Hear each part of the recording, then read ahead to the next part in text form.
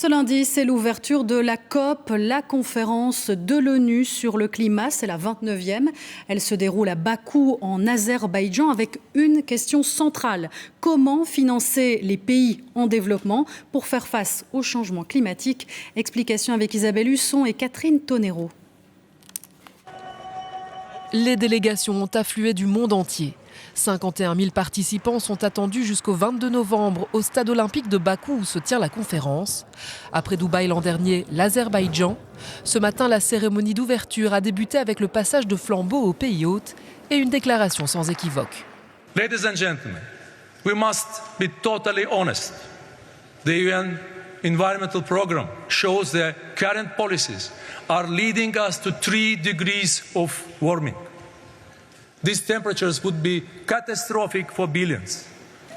Principal point à l'agenda de cette COP, un nouvel accord pour financer la lutte contre le changement climatique. On parle de 1 000 milliards de dollars par an, alors que 2024 devrait être l'année la plus chaude jamais enregistrée.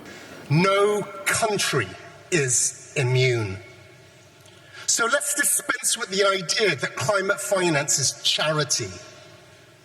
An ambitious new climate finance goal is entirely in the self-interest of every single nation, including the largest and the wealthiest.